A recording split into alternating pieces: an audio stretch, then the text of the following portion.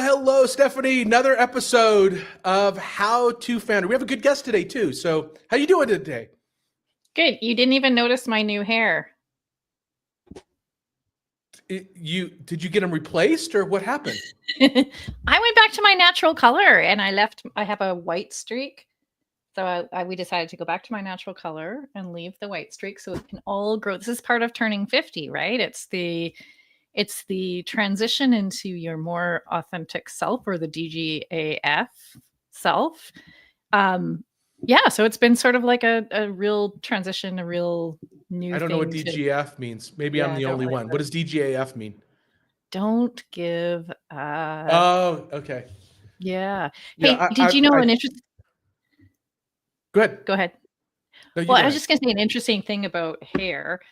You know Pavlov, right? Yes. Pavlov is, yeah. So I like cheese. He had really, really soft hair. Did you know that? No. And did you know why he had such soft hair? I'm trying to guess. I'm trying to guess the joke. I can't see it coming. Well, he knew how to condition it well. Oh.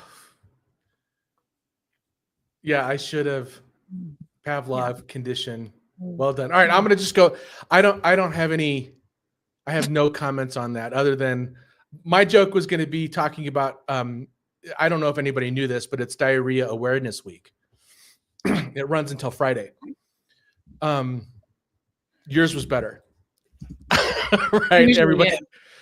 Yeah. So I am suffering from a hairball, so I apologize for the coughing. Are you tired of pouring money into marketing that doesn't deliver a clear return? Here's a shocking stat. 2001 Deloitte studies found that purpose-driven companies experience 30% higher levels of innovation and 40% higher levels of workforce retention. So there is money behind it. This isn't just a feel-good metric. Take note from the Dutch home care provider Burzog. How do you pronounce that? Burzog. By focusing on its purpose on patient-centric care and nursing autonomy, they cut overhead by 40% and improved patient outcomes. Providing purpose is a powerful financial lever. This model shows that when purpose guides operations, profitability isn't just possible, it's predictable. Today, Stephanie, on How to Founder, we're talking about purpose-driven marketing. And I'm your host, Anthony Franco. With me is my wonderful co-host, Stephanie Hayes. And joining us today is Dan Grech, founder of BizHack Academy, who transforms founders into master storytellers. He's helped businesses generate over $50 million by turning purpose-driven narratives into bankable assets, proving that a great story is the ultimate economic engine, and that I need to really take storytelling seriously, unlike what I just did in the opening. So, Dan, I'm going to start it off with a really simple question. Why do so many founders treat purpose as a cost center? So why do we ignore it? Yeah. Well, first of all, Anthony, Stephanie, thank you guys so much, and for the service that you guys provide in How to Founder. I think that purpose and purpose-driven narrative is often bucketed into marketing more generally, which is sort of a cost center rather than an investment, and something that people want to see immediate results on, rather than something that you have to invest in over time to see results. And I think this is a mistake on two fronts. Number one, what I call your business story, which is why you do what you do and why it matters, is obviously a part of your marketing. It's like at the foundation of your brand, but it's also part of sales. It's also part of hiring, and it's also part of owner mindset. And so the first thing I want to do is like broaden the conversation from thinking about leveraging your origin story and your personal story and the why you do what you do, and the why it matters, to be both about revenue generation, but also about whole business growth. And then the second is I want to kind of level set expectations. Let's just say you get really, really good at telling your purpose driven narrative. It's not like a flip you switch that suddenly you make more money the next day. It is going to have impact on all sorts of important metrics. For instance, the length of your sales cycle will shorten because people like to do business with people they like and trust. And so if you can describe why you do what you do and why it matters in a way that's compelling to them, they are going to like you and they're going to want to they're going to trust you and they're going to want to do business with you. And that's where authenticity is so critical. And then it will also increase your conversion rates. So if you leverage purpose-driven narrative in your marketing and in your communications, from down all the way down from your emails to your social media posts to your About Us page on your website to your sales decks, if it's consistent across all of those places, you're going to see higher conversion rates. More of your customers are going to convert. It's also going to repel some folks, which is actually really useful as well. In other words, both the approach of talking about purpose and your actual purpose are going to be attractive to some and repellent to others. It's going to be kind of a magnet. And that's really helpful as you try to build the right team and attract the right clients. There's something really interesting I want you to go back to in what you just said. And that's this concept of, okay, story, right? The concept of story is really good in terms of sales and marketing and what have you. But when we're in sort of a cash crunch or we're in that kind of, stage which we often find ourselves in, like, what do we invest? Do we invest in a purpose workshop, a storytelling workshop, or do we go to performance marketing? Because I sort of feel like one is like throwing good money after bad, but when there's that urgency, if storytelling is a longer term play, what do you recommend? Yeah, if you're trying to market a business without a solid foundation, you're going to have to white knuckle growth. You're grasping so hard and you're trying to grab every client. And you can grow that way. There's millions of examples of businesses that have grown without documenting or understanding their purpose. It's just the harder path. And so if you're in a situation where you need to create revenue today, then advertising is a faster path to revenue. But it's ultimately a very expensive path to revenue and not a great long-term strategy. You really want to complement that with what I call the root hack.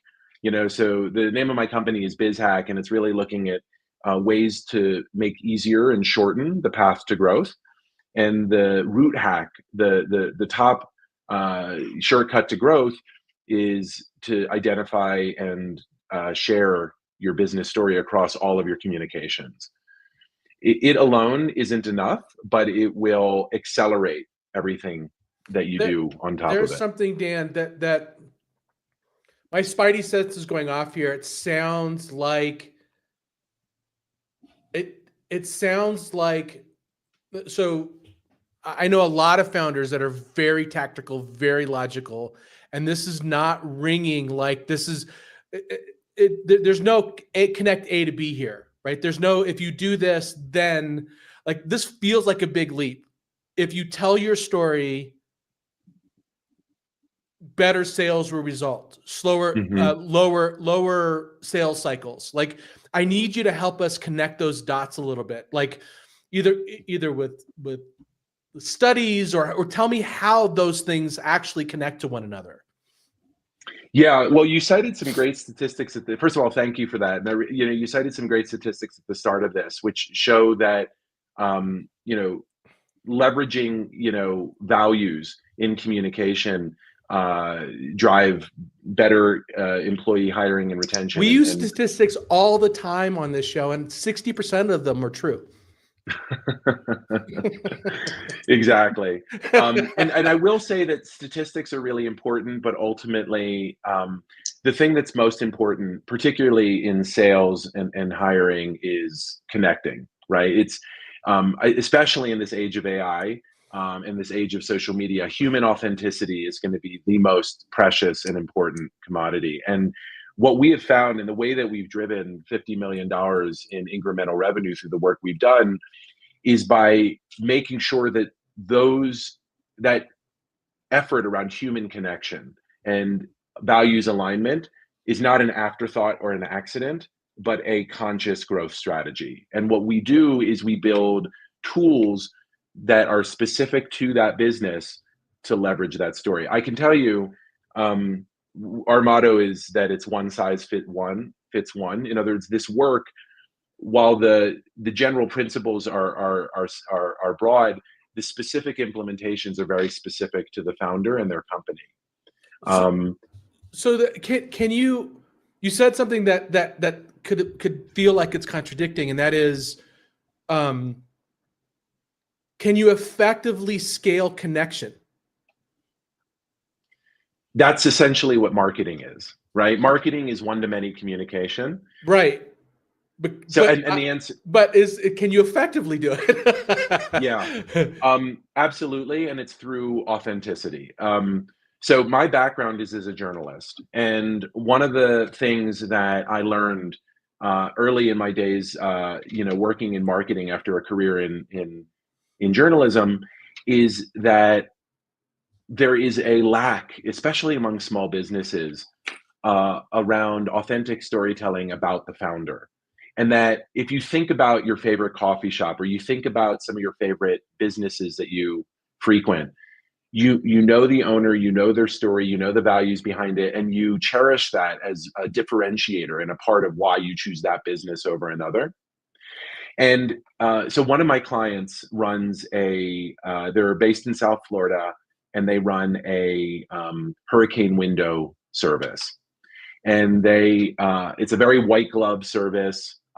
They install hurricane impact windows, and they've built their company to tens of millions of dollars.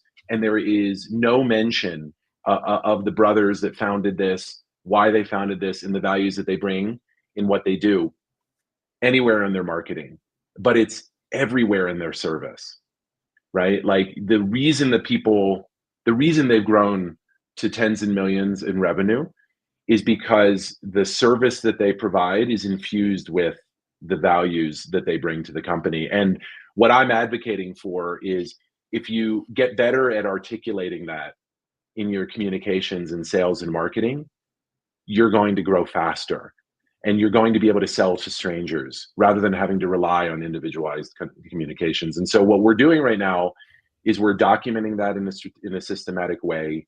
We are putting that on their website, on their main page and their About Us page, and we're injecting that language into all of their sales communications, so that there is the thing that has made them so successful as a business from a service perspective is now being shared in a scalable way in their marketing and communications. Stephanie, I want you to weigh in here, but in reality, so my dumb brain is translating this as purpose-driven marketing is somehow communicating that you actually care about your customers. I know I'm missing stuff. Stephanie, please weigh in and help me there. I'm going to get your crayons out. We're going to do this together. Yeah. So in my mind, like, I happen to be quite familiar with purpose and purpose-led culture in corporations. I have a very good someone close to me who leads an organization focused specifically on that. And the benefits of understanding purpose is, they're far-reaching and they're wide, and there's no arguing that understanding purpose and being able to communicate purpose does great things for an organization internally and externally. So when we come back to marketing and purpose is the role of purpose inside of marketing,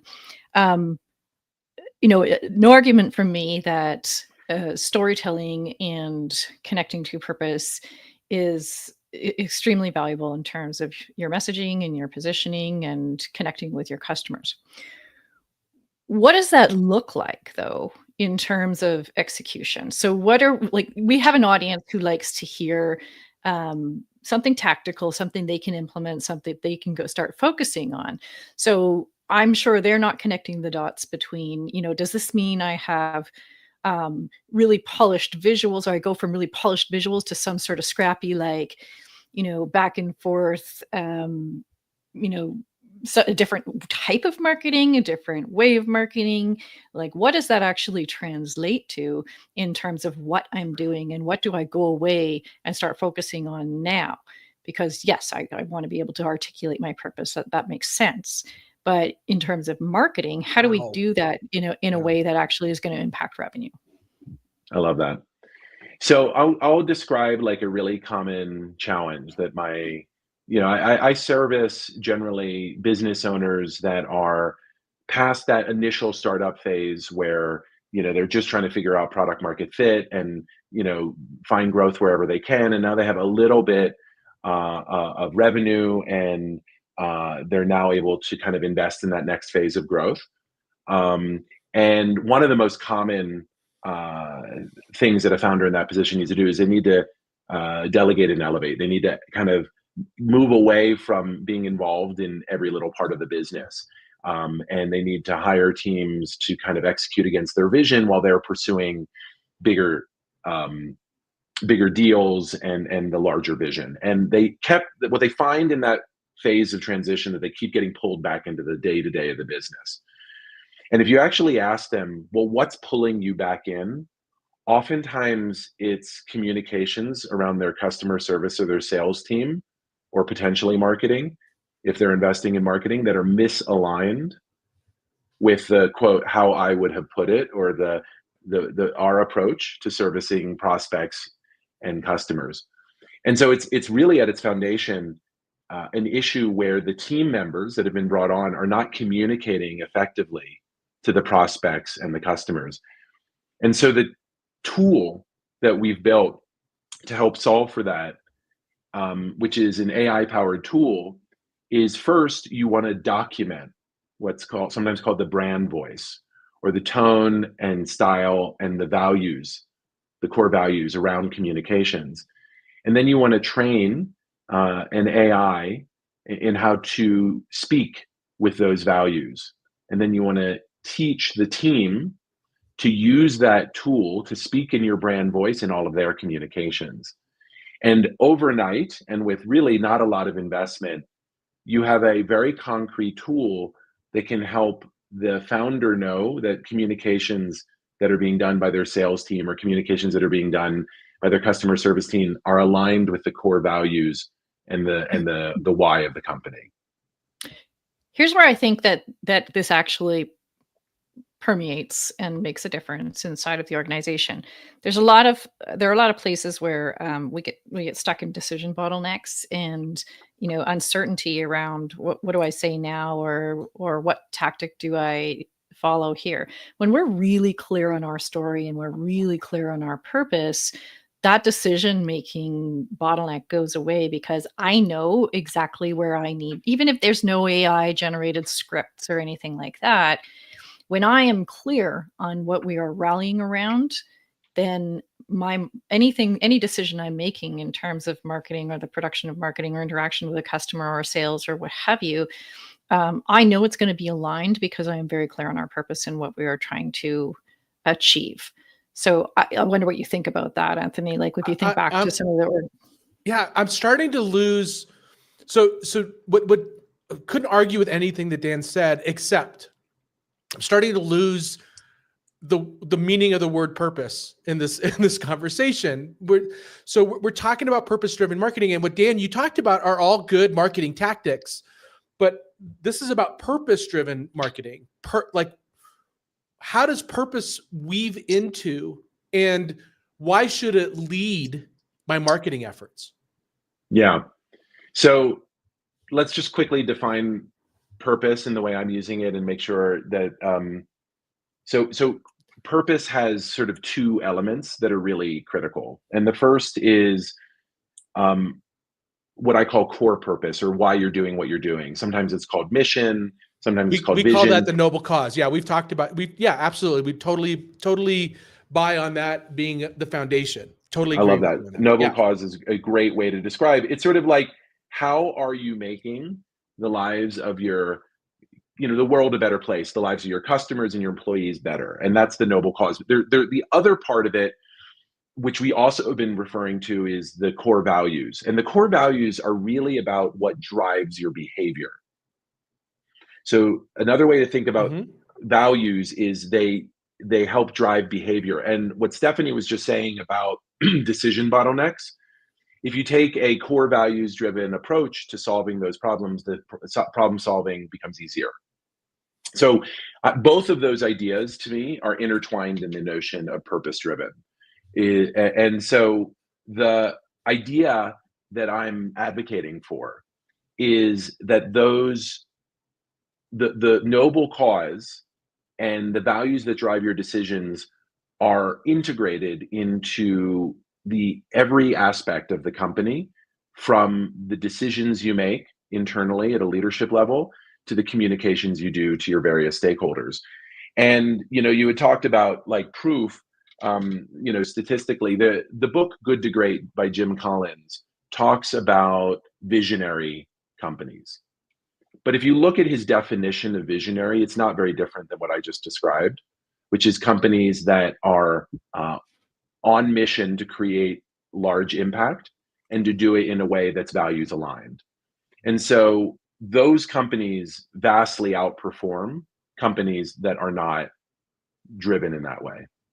Interesting. Yeah, I think of one of my favorite marketing CEOs of all time is, and I'm not alone in this, is Steve Jobs, and he talks a lot about how to gain mind share in your customers. And he says we don't get a lot of time or permission to speak to our customers, and when we do, we want them to remember our values. Stephanie, does that resonate with you too? Yes, But of course. Tell me where I'm wrong. No, I'm not saying you're wrong. I think that there's more to it. Like, I think it's more nuanced, right? This is exactly how my wife describes me. Yes, there's got to be more there. Yes. She uses different words though. Yeah. So I think it's almost too simplistic to say, oh, we need to communicate our values, right? When I'm going to buy something from someone, I want to know that we're on the same journey together, or that you want the same thing that I want, and that you're the right vendor to take me through that. And so I think it's much more nuanced than values. I think it's a much more intricate, personal weaving of all these things together that make me want to work with you. It's a connection, right? It's a connection, and it might be because we both have purple hair. It might be because we want the same things, or it might be because you've had an experience that that resonates with me, or in your story that you do. And whenever I'm teaching my new business owners to sell, I'm teaching them to tell stories, because the stories become a much more personal connection. Can you scale that? I believe you can. But it does, it does present a whole new problem. My question though is like, how do we know it's working? How do we know that, like, are we starting to look at different metrics? Do customer sentiment metrics, I can't even say that. Customer sentiment metrics become far more important to us, and can we correlate those to actually our actual ROI, to revenue numbers? And I'm curious what your experience has been there, Dan, how we talk about the financial impact of purpose-driven marketing and messaging. Like, where does that new correlation start to happen? Yeah. I just want to emphasize your earlier point, and then talk about kind of how do we measure and how do we know it's working. We see in social media just the power of authenticity, and that fundamental idea is an age-old idea. People business has always been a human-to-human endeavor, and so storytelling is a shortcut to creating those authentic connections. And how do you know if you're creating that authentic connection, if it's working? Usually the first places that we see it are when we hire. Based on this, the people we bring into the company need less coaching and are better, more efficient, more effective employees. And then on the customer acquisition side, the salespeople start to kind of, it's not an overnight thing, but they go from selling to order taking. They find that people will call them up much more ready to buy because they recognize in your business a fellow traveler, someone who is, as you said, kind of on the same journey. And so, like with a number of my clients, the very first green shoot that they start to see is an easier sales process, where the people who come in have read about them, they've done their due diligence. I mean, especially when you're in the B2B context where you're selling into a corporation, every corporation is reading your website, every corporation is reading your social media, every corporation is doing a certain amount of due diligence before they even hop on a phone call with you. And if you are doing a really good job of articulating the customer pain and how you're uniquely qualified to help solve for it, when they come into that initial sales call, it goes much smoother. And so that's the scaling part, is that anything that you put on your digital channels are going to be seen by a lot of folks and have a downstream impact in higher conversion rates and shorter sales cycles. This is I'm starting to wrap my head around a little bit more. I'm going to ask one more question here for you, Dan, before we get into the speed round. And that is, I've noticed a lot of founders make the mistake of allowing their purpose to be directed by the wind, by what's in vogue, by what the current politician is saying. And they never really get rooted in a foundation that customers can align with long term. Can you talk about other ways that founders really screw this up? I really appreciate that question. And I really appreciate, the way you guys are approaching this interview in terms of like really trying to take it from the perspective of a business owner and the questions that they would have, and being kind of their proxy for asking the hard questions. And that is a root and foundational part of how to founder. It's something, if you listen to every one of your podcasts, and I've listened to a bunch, that is a common thread and theme throughout. That's core to how you approach it. This is where this notion of core or foundation, or what the metaphor that I like to use is the communications diamond. This is this hard, eternal, unchanging set of values that are rooted in your childhood and that you have been living forward every day of your life, and that you will be living forward until the day you die. These are non-changeable.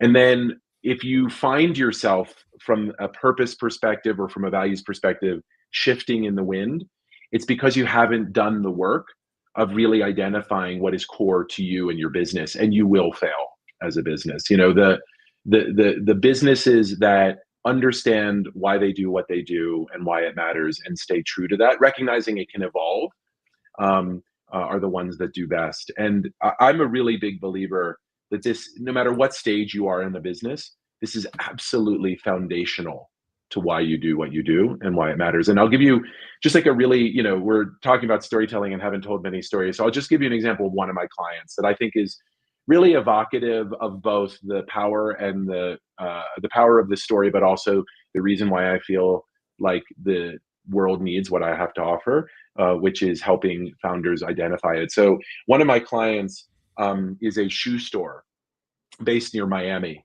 and it's called the Runner's High. And when you meet the founder, he's a marathoner, so you kind of assume this is like a elite running shoe store.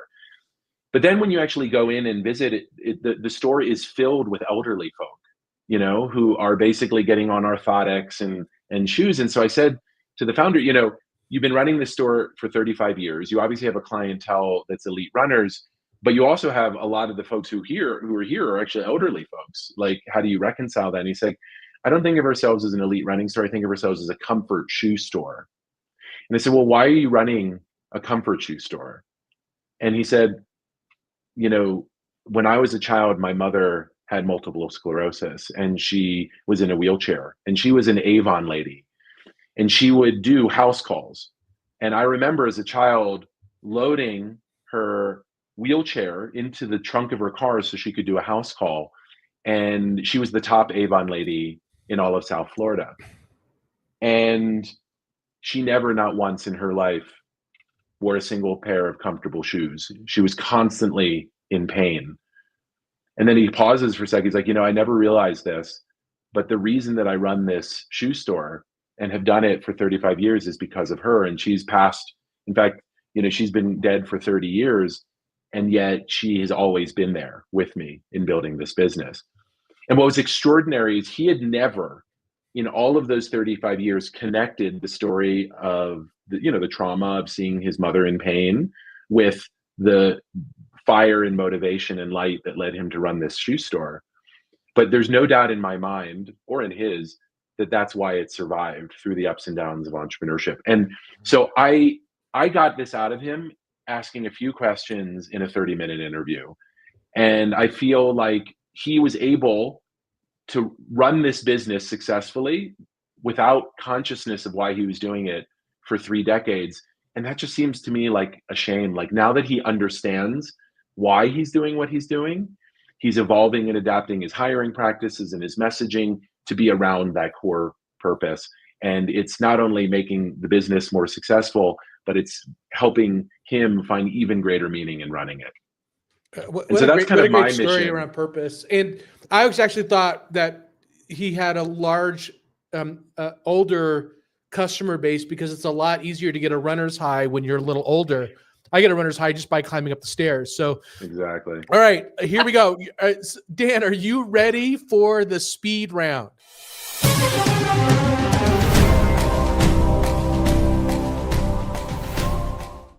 All right, here we go. Prove purpose through profit margins or customer retention rates? A little bit of a false dichotomy. I would say the way you can measure purpose is through better customer retention. Okay. Sacrifice short-term revenue for long-term brand credibility, or vice versa? I think you always need to keep in mind, as you're pursuing short-term revenue, that long-term play if you're in the process of building a business to last. Authentic messaging that limits your market, or polished messaging that reaches more people? Oh my God, that's an easy one. Authentic message that limits your market in a useful way. I think that magnet idea I talked about earlier, you want your message to repel and attract. This is a little bit of a weird one. Purpose-driven pricing premium or purpose-driven volume discount?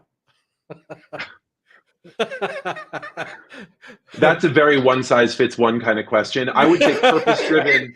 I would say purpose-driven offer strategy. You want the offers that you're using to attract customers, those free, irresistible offers and foot-in-the-door offers, to be aligned with the larger purpose of the company. All right, and this is probably a larger conversation, but I'm going to ask it in a speed round way. Should you be transparent about your failures, or should you really only be highlighting successes? Failure stories are incredibly attractive because we've all failed, and we never like people who just brag about themselves. The key is you don't want them just to be failure stories. Failure stories are really only effective from successful people. That's a great point. Stephanie, what'd you take away from it? Yeah, I got a few good points out of this. So your business story is the foundation of your brand, your sales, your hiring, your owner mindset. I think it has to drive it. People think of it as just a marketing tool, but it actually drives a lot of the way that you operate your business as well. Being really clear about purpose and your story can shorten your sales cycle and increase conversion rates. Investing in a solid foundation of storytelling can ensure that you are not white knuckling growth, which is very attractive for a lot of founders. There's two types of purpose: the core purpose, which is your sort of noble cause, and then the core values, what drives your behaviors. I like that distinction. And then understanding and articulating purpose can help with authenticity, which I don't care how long we've been in this business, authenticity is still the foundation of connection. Awesome. Way to wrap it up, Steph. All right, for deep dive resources for our audience. So we're going to go through a couple of them here. Firms of Endearment by Raj Sisodia.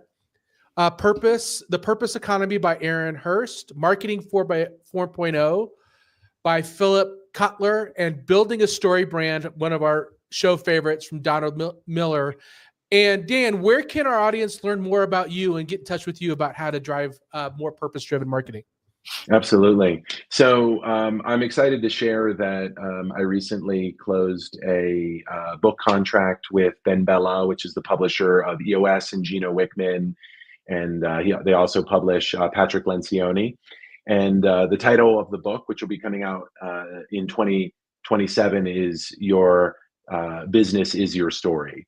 And if you want to kind of get tidbits and tools about that, please follow me on LinkedIn, linkedin.com/in/Dan Grech, DANGRECH. My company, BizHack Academy, runs AI-powered marketing training courses, and we incorporate a story-driven process into all of our training. You can find out more about BizHack Academy at bizhack, bizhack.com. That's a Z, actually. From over here in the Canadas. All right. Dan, thank you so much for sharing your time with us, for coming on to help our founders understand how they can dive into purpose and how that can be really, really beneficial for their top line and their bottom line. And thank you all so much for listening. Please be sure to follow us and visit us on howtofounder.com, where you can connect with us on LinkedIn and subscribe to our YouTube, Apple Podcast, and Spotify channels. And remember, you are the pioneer of economic prosperity. We are so grateful for being there with you along the way. And come listen next show when we're going to dive into something else very valuable for founders. Thanks, Dan. Take care, everybody. All right.